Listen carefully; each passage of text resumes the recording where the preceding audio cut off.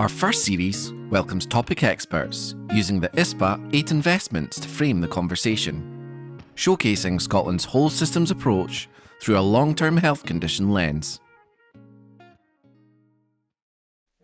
Hello and welcome to today's Movement for Health podcast, Movement in Conversation, part of our first series looking at Scotland's systems-based approach and the 8 investments when looking at physical activity in Scotland's population.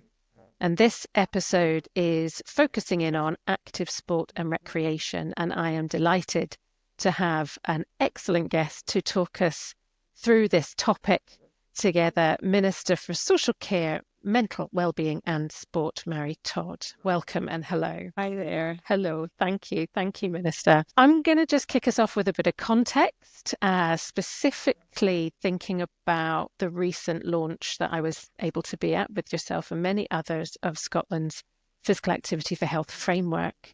And with that launch, there's such a huge opportunity to really level the playing field in terms of access and inclusion, and to see more people more active more often, as is Scottish Government's ambition. And the framework highlights the need to support and invest, to be targeted at seeing the sedentary and least active to move more. And many of these people may be limited by long-term health conditions and may need more support to move. And that's something that Movement for Health and the community of practice we support as a particular area of interest. So our conversation today will look at this in a little bit more detail and as this is part of Scotland's population and how the framework and supporting initiatives that the framework informs will see more of Scotland's minor and non-movers being more active. So I'll start off with just inviting you to talk to us about how does this framework support Scottish Government's ambition of more people more active more often? So what we've published is a framework for action to improve levels of physical activity at both national and local level. It is firmly founded on evidence-based international guidance from the World Health Organization and other global partners.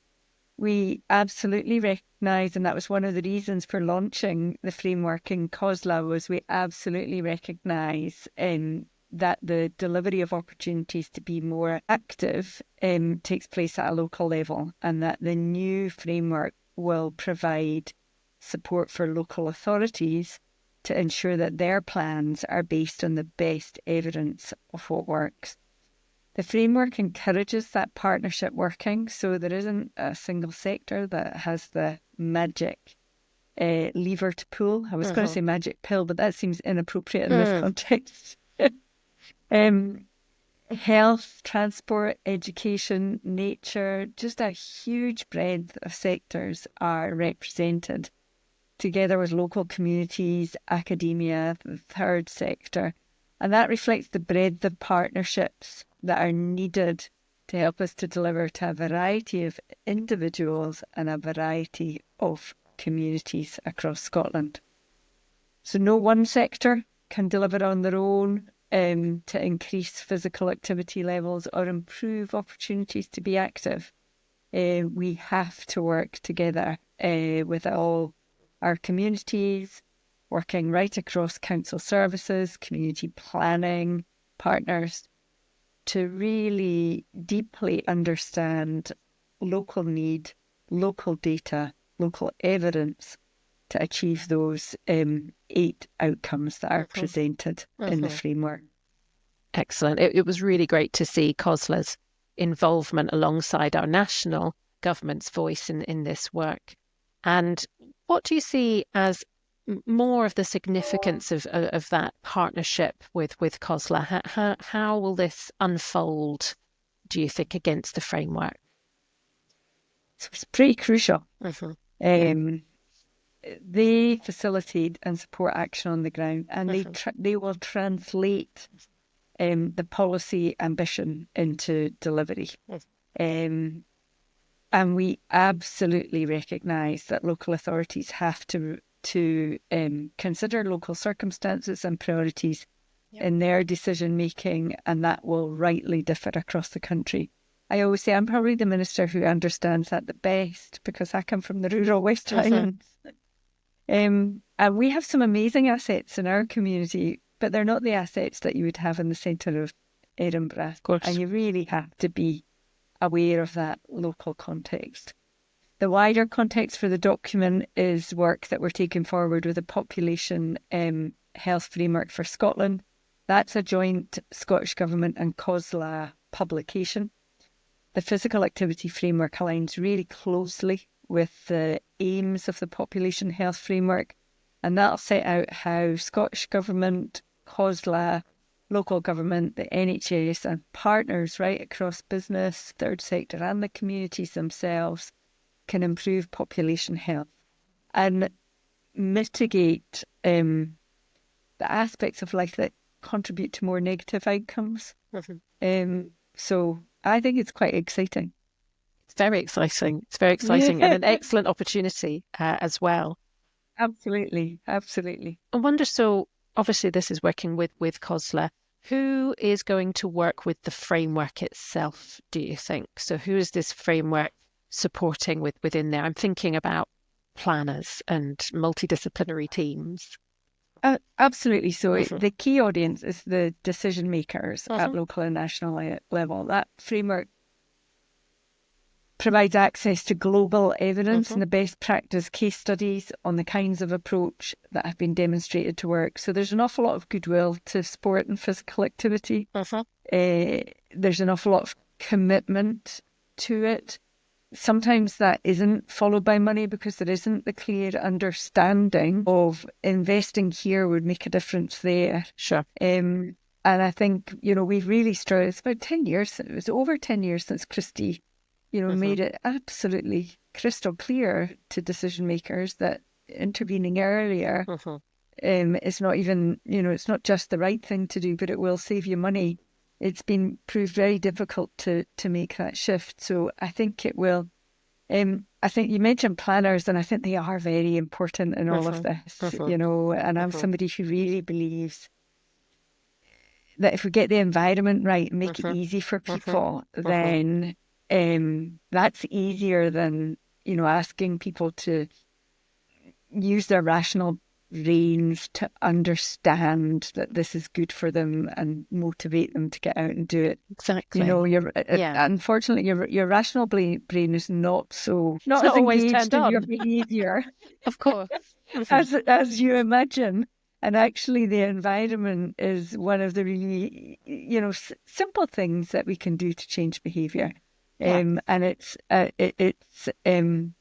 great way to encourage more movement, provide, and these are not things that people don't like. People love to have an environment that they can walk around in safely. They love to have safe cycling, but it takes, it takes shifting the way that we think and make our decisions to achieve that, and leadership. Absolutely, and it will just contribute to taking away some of those barriers and challenges that people might foresee for themselves in terms of their immediate environment or their immediate location. I was having a really interesting conversation with Irene Buteman from Public Health Scotland around places and spaces and that sort of investment piece and support with planners and the like. So it's great to see it all knitted together within this piece of work. Absolutely. I mean, a number of years ago, I went to a walking conference, and actually there were a whole variety of different people present at that conference. But one of the biggest cohorts were planners. Yeah. And a Spanish planner put an aerial photo of fairly typical, I mean, for the Western world. This would not be unique to Spain. So a lovely, lovely old town with sort of a satellite development on the outside of it. And that satellite development was absolutely marooned from the old town by this enormous 6-lane highway. Yeah. That you couldn't get to the town unless you were in a car. Yeah. And it was just a really vivid picture Mm-hmm. of how simple differences in the way that we think and the way that we plan our new housing, Mm-hmm. you know, those, when we call it 20-minute neighbourhoods, whatever you call it, but it should be in walking distance from where you live. You shouldn't have to get in a car Absolutely. to access your shop, your, everything, essentially. This is just basically a housing estate on the outside of a town. Yeah. And we need to stop making that mistake and make it easy for people to walk. And it's so relevant. We actually made the decision on which streets we would want to live in before looking at houses specifically for, can we get to the school? Can we get to the centre of town? Can we get to shops? Where's our doctors? And all that. And that sort of 20-minute neighbourhood, whatever model you call it, is exactly what is needed for people to be able to move more in ways that suit them. And of course, the environmental benefits of cutting down car use for short journeys, etc., are massive. I mean, it's harder for us to imagine in the Highlands, and we have, of course, we have quite vast distances to cover. Of course, and very different things. But actually, we take a lot of short journeys in our cars too, and making it easier to take those short journeys on foot or by active transport, walk, wheel, run, whatever, is definitely a powerful change that we could all make. And planning helps, Cool. We shouldn't be building. It's difficult to retrofit sometimes. Space for bikes and walkers. We're so used to having space for cars. It's difficult sometimes to retrofit the active transport in. But when we're building new, we should definitely be putting the active transport options in there. Absolutely. And we've spoken there about walking and being able to get to amenities within your locality as easily as possible without jumping in a vehicle, etc. And what we know about from the research around certain groups in the community that actually those short journeys are pretty difficult as well, for a variety of reasons, and they might be less likely to be physically active. People living with long-term health conditions being amongst them. And we also know that in terms of seeing a real shift in health inequalities and seeing a shift in those health inequalities, it's the people that are least active living with long-term health conditions that we'd like to be able to see move more. And it's these groups that we need to connect with and invest in the most.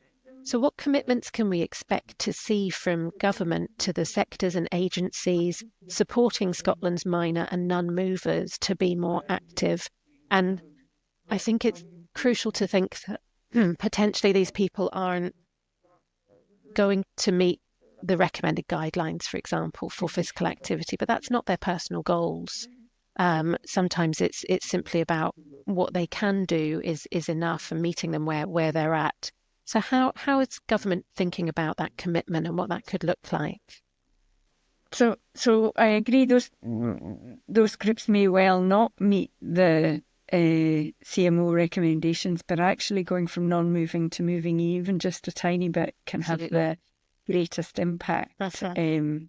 So it is a goal well worth pursuing, even if it doesn't help that headline target. So the research commissioned by Public Health Scotland shows that the least active groups suffer the biggest health consequences. And at a broad level, the least active groups are older adults, people living in poorer communities, and people living with long-term conditions. And there is a considerable overlap within these groups. So we need to work and develop our understanding of what particular barriers they face. If we go back to the planning conversation, I'm very struck that, so if you're living in a block of flats with, no lift, you can if your mobility is impaired for any length of time at all, it can be very difficult to recover enough mobility to manage those stairs. Absolutely. So there are particular barriers that people face dictated by their housing, dictated by, multi-morbidity. People's confidence can really drop.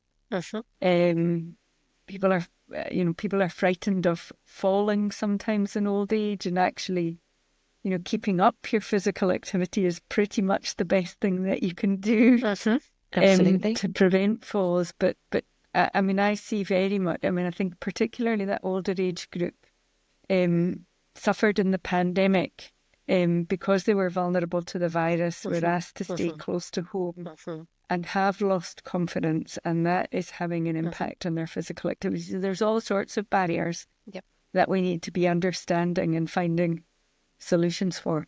There are some brilliant local programs, so right across Scotland, that are doing great work in the space. Through Actify, we're sharing those examples to inspire other groups to consider whether similar approaches might work in their areas. Path for All Scottish Health Walk Network's just the most fabulous example, that inclusive, accessible programme they provide in communities to respond to local needs. They prioritise engagement of the least active, people managing long-term conditions, and those at the very start of their journey to being active.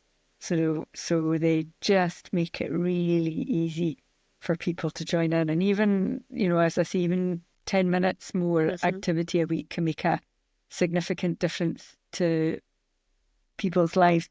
Does also offer that social opportunity. So I'm passionate about exercise, as everyone knows.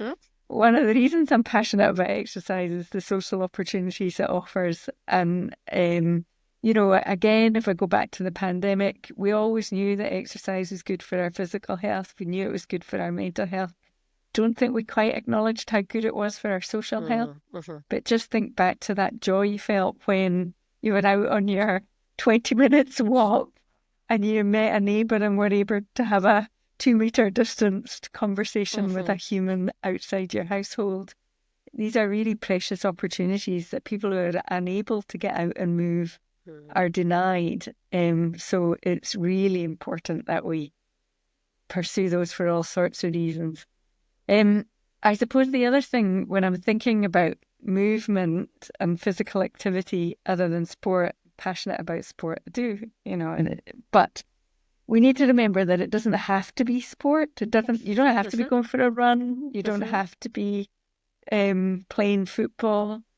Everyday activity, like, active travel, gardening. I visited I visited fit homes in my own constituency recently. So these are specific homes that are built for people with all sorts of disabilities and frailties to live in. And one of the things I noticed was that there was literally 6 feet between the washing machine and the washing line out in the garden. And this elderly woman who I was visiting, who had real challenges with her mobility, was able to hang her own washing out, And these are the ways to keep people moving. And I suppose we go back to that conversation that planning is actually really important. Having a home that enables you to move for as long as possible. I think of those people living in flats who have to go down all those flights and stairs and outside carrying their washing to hang it up. That becomes less feasible as you get older and less strong and might be using walking aids. So I think it's really essential to recognise that everything is movement. Even the stuff we're doing every day that we don't think of as exercise is movement. It is all as important as sport, as organised activity, as recreational activity. I'm a huge fan of walking and feeling. I'm somebody who loves to get on my bike in the city centre. even though it's completely novel for me to be cycling in a city. I still love it. But, other things are exercise too that we might not think of as exercise. So hanging your washing out, active play. I've got a grandbaby, so I am very, very energetic in my attempts to entertain her and make her giggle. And that's all movement. It doesn't matter how we're active. It just matters that we are active. Well, that's my tagline, so that's fantastic. Fantastic to hear that, though, because I think for a long time, whether due to academia or exercise referral pathways and things, the language that has supported people to move has been quite orientated around sport, physical activity, and also there's always in the past, I feel there's been an ambition to be and to do more. It's like, well, you've got here now, you need to do a bit more and a bit more and a bit more. And we know from research that puts quite a lot of people off, especially if you're nowhere near that sort of starting point. So I love that this and what I've seen on the Actify platform with all the case studies that are being shared from our organisation, from so many organisations, is so inclusive around it doesn't matter how you're active, it's that you're active. And I think that's exactly right.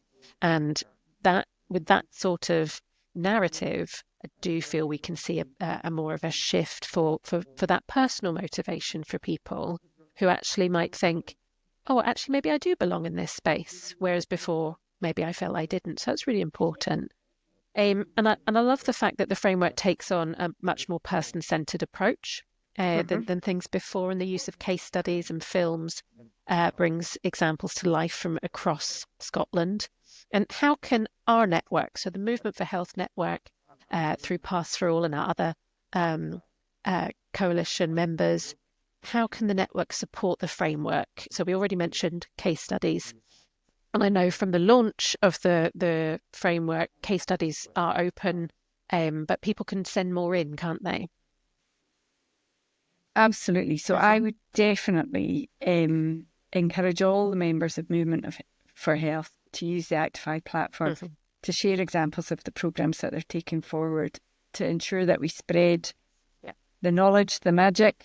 And I suppose it's not just the knowledge of what works to support people to be more active. I guess it is helpful to be honest about what hasn't worked. Absolutely.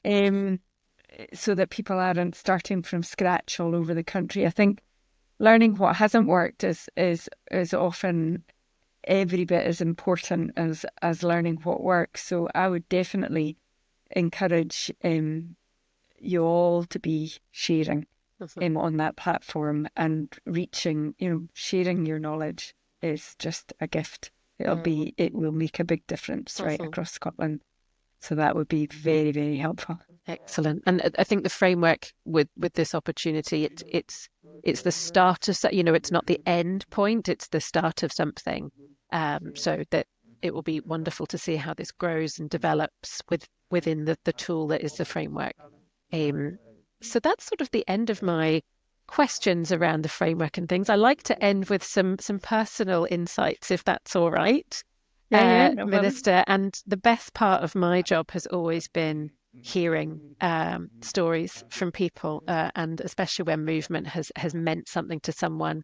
You mentioned Pass for All. I started my career in Pass for All within the dementia friendly team, and I loved going around care homes, supporting care home staff and residents to look at their environment, to think about how to make it more, as you say, think about the environment, how to make movement more possible.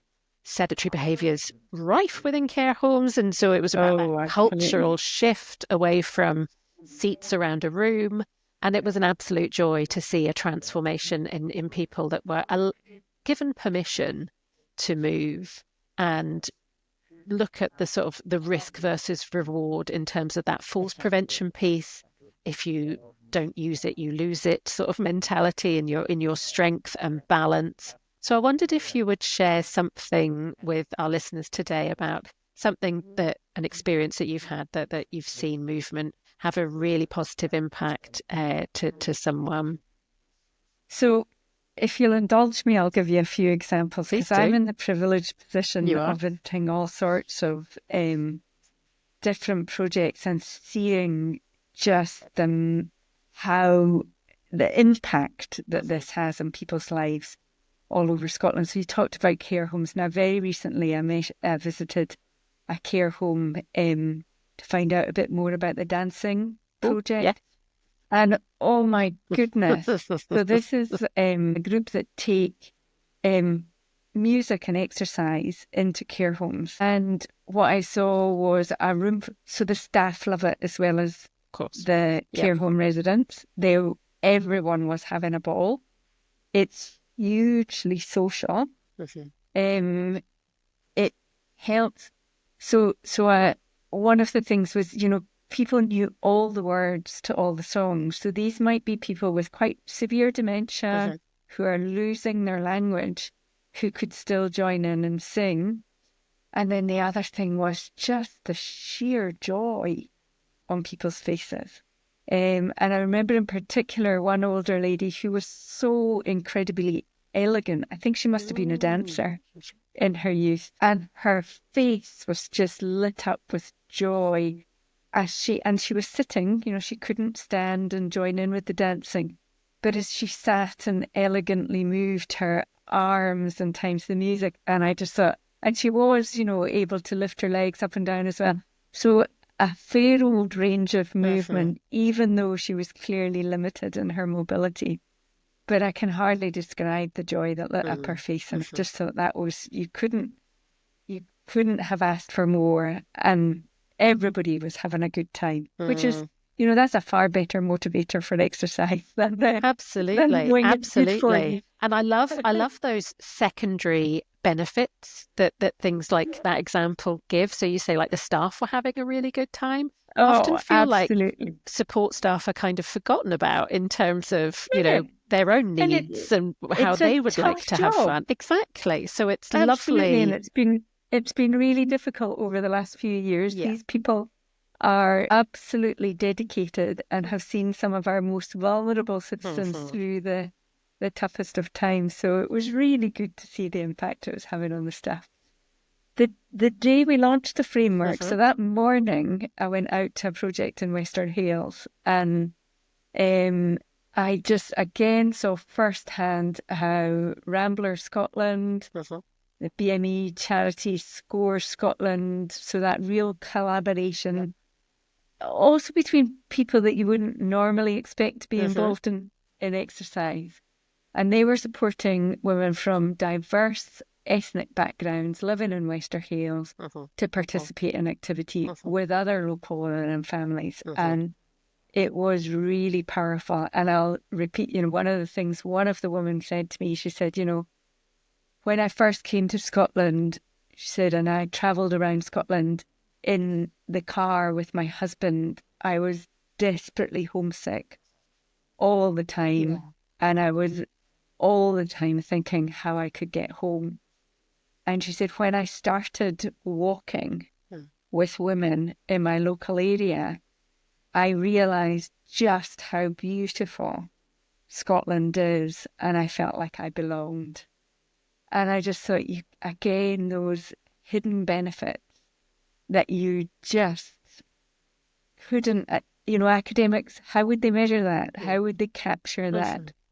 But there was somebody who had come here in difficult circumstances, who missed her home desperately and suddenly felt like she belonged. And even I actually cycled out to Western Hales.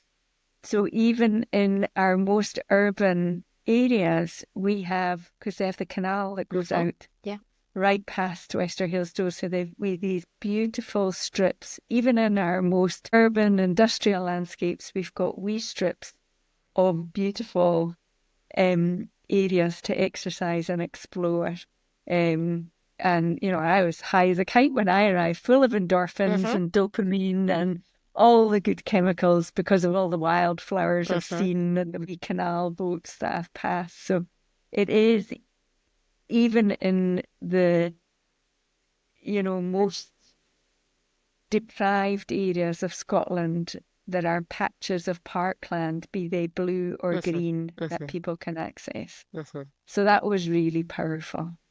And I it love was just so lovely I love to that hear her sense say, of belonging that absolutely. that a walk or walking regularly has provided that person. So that's physical health, but your mental and social health and well-being are crucial, and that's just such a lovely showcase of how going for a Absolutely. walk can meet all of those things for someone. Yeah. And the last one I'll tell you about was an amazing visit I had to the Easter House Phoenix Centre. So that was back in June. I met the founder of the charity, Richard McShane, and it's often about, individuals in these communities. Yep. There was a library that was closing that he was just determined his community were going to use, and he was going to get people physically active through it. And of course, one of the most deprived communities in Scotland, and with some of the lowest life expectancy. Yeah. And the people working at the community centre were using physical activity to regenerate that area. And I just thought this was really magical. The other thing was I got completely thrashed at table tennis. So I was playing table tennis with a guy in his who roundly beat me in Easter House. And I think that tells you everything you need to know about that facility. It was keeping people active well into old age. I like to say I was penalised because I was in high heels that day, but, he beat me fair and square and very well. And it was just an experience. So they had all sorts of physical activity happening there. And word of mouth was what was bringing people in. So they had these great bikes for taking folk out on bikes that couldn't cycle themselves. They had a lot of, they had a proper boxing gym. They had some really good facilities that had managed to get in, which matched what people in the area wanted to be doing. So that was the boxing. People were wanting to get into that sport. But seeing folk out and about in these bikes was drawing people in. And they were getting people joining all the time, gaining qualifications, getting involved with volunteering. So again, lots more benefit than just the benefit from the activity. One thing leads to another. This domino effect in terms of the benefits, for sure. And thank you for sharing that, even though you were thrashed royally by a 90-year-old gentleman. I think that's fantastic. And finally, Minister, I like to finish by asking, I guess, about their own movement for health. Now, I know I've followed you for a long time on X platform and often see snippets of your daily miles and your running and your dog and everything else. So for our listeners, what do you feel is what's special for you? What's your movement for health? And how does it help you in your day-to-day? So I do love my Daily Mile. Again, I'm going to give you two examples because there's, I suppose, a couple of things I do, and I'll finish on my Daily Mile because I'm passionate about it and it's made it easy for me to exercise. But one of the things I've done down here in Edinburgh, and I was inspired actually by a lassie I met who was a cycling commentator who lived in Amsterdam. And she said, the reason I cycle in Amsterdam is, partly it's because everyone else does. But she said, actually, it's because it's the fastest way to get places. And I thought, if I'm looking at a car journey within half an hour of where I live in Edinburgh, it's faster to get there by bike. So I started to use my push bike to get around the city centre of Edinburgh. And, my team know if it's a short journey I'm going, I'd like to go by bike. So we work it in some of briefings now where I can park my bike. And I have thoroughly enjoyed that. It is just so, I love cycling. I'm not a great cyclist. I really just use it for getting around. But I've never lost that. That when you were a kid and you got a bike and all of a sudden you had this sense of freedom. And your world got bigger because you could go further and explore more because you had your bike. I just feel like that every time I get on a bike. I also like to imagine myself in Borgen Don't we all? So look at all those lovely, glamorous Danish politicians who cycle around the city centre in Copenhagen. I like to think that's me. It turns out Edinburgh's a Absolutely. little hillier. We've got, and I have fallen off once. I fell off, which is just typical of me. My first thought was, you never see this happen on Borgen. But I do. So just getting about on my bike is a real pleasure. And of course, because you're on your bike, you do make eye contact with people. You do say hello to people. It's still quite a social experience. But you get to A, it's the fastest way to get from A to B in the city centre. And then I suppose the other thing is my daily mile, which I started that. So I started my daily mile when I first became a minister, which was back in 2017. And what I found was very quickly, within a few months of being made a minister, was that I had caught every cold going and gained a bit of weight, and I was feeling pretty unfit. And I suppose I had gone from running around all the time and running all over this building, which is quite big, going from A to B, from event to event. All of a sudden, I was kind of pinned at my desk doing lots and lots of meetings, very full diary.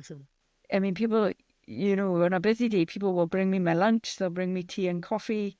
If I'm going to conferences, I step out of my front door and step into a car, step out at the other end, give my speech, step back into the car. So I just found that I was moving a lot less and I was feeling the worse for it. And I thought, I really have to find a way to build in a bit more exercise because I am, it did happen that quickly that I just felt really unfit.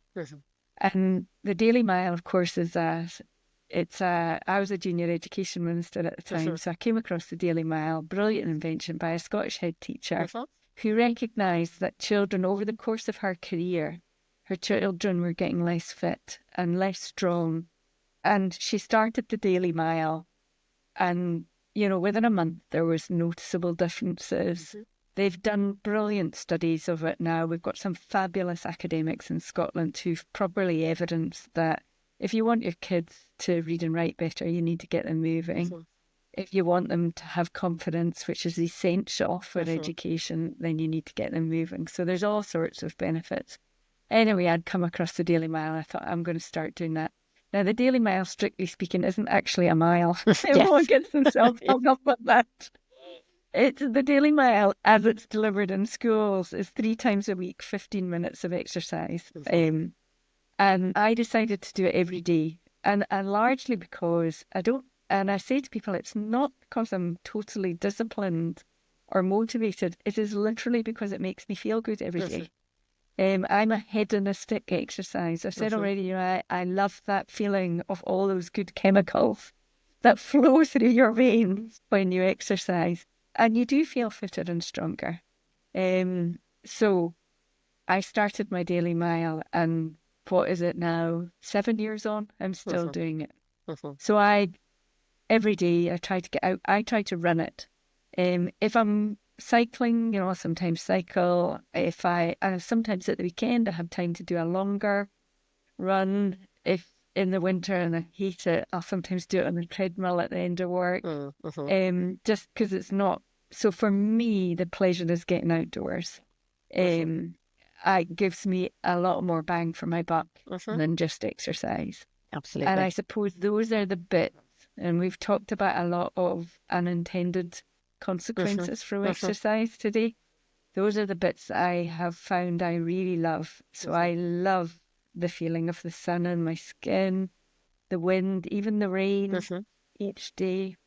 One of the pleasures that I never imagined I would appreciate so much is the connection with that incremental change in season. So, and I say that because in Edinburgh and at home, I tend to run in the same place every day. So I can see when flowers are coming or when leaves are falling. Today I saw this leaf on the ground that had a little love heart out of it. So the place is looking beautifully autumnal at the moment, and I enjoy that. And I think one of the reasons that gives me so much pleasure was particularly during the pandemic. I mean, this is not an easy job. You don't need to get out your violins or anything. I love it. And I love many of the challenges that I face, I enjoy, and there's lots of plus sides, but sometimes you can feel like the weight of decisions on your shoulder feels pretty heavy, and it's a real comfort to be outside in nature and to feel, whatever is worrying me today, spring will roll into summer, will roll into autumn, will roll into winter. And of course, at home, I have the added benefit. I mean, I've got some of that down here as well, but I always look to the hills and I think they've been there for millennia. Yeah. Yeah. Whatever decisions I make today are small compared to those hills. Mm-hmm. What wonderful perspective. Yeah. Yeah. What wonderful perspective. I don't run fast. Obviously, I stop and take lots of photos. Sometimes I feel like I'm towing Cooper up the hill. So now, where I live now, it's what I call a short daily mile. It's not long, but it does. I live on the side of Loch Broom, so it's like a fjord, but it is a fjord. So I'm straight up the hill and then along the top. But it's fabulous, and it's a great habit to get into. And it's easy to fit in wherever you are, where, even for really busy people, particularly for really busy people like me, it's something you can do every day. And you've prioritised that time for you. And indeed. Yeah. I always say I could spend the same amount of time on Twitter. I could spend 15 minutes on Twitter and feel a lot worse. Yeah. Wouldn't we all? Yes, absolutely. And I feel that what you've spoken about there, especially the changing seasons and being able to observe that, if you're doing a similar route, it connects itself to that mindfulness and grounding and perspective that comes with that kind of activity. Thank you so much for talking to me today. It's been an absolute delight, and you've shared so much with us, and that's really generous. And thank you, Minister, for your time. It's really appreciated. No, and thank you. You'll know well it's an area I'm pretty passionate and enthused about. So we're very lucky. I probably made your podcast too long. No, not at all. Not at all. We've always said we're very lucky that you're our minister. You walk the walk, talk the talk. And it's that type of leadership and representation that makes frameworks and tools and all the processes we have to go through to see change happen more effective. So you can talk on the podcast for as long as you like. I will always listen. And thank you for the listeners for today's podcast. If you would like to hear more of Scotland's systems-based approach and the different themes, they're all here in this first series. And I hope that what the Minister has been discussing with me today inspires you and your movement for health. And thank you, and goodbye until next time.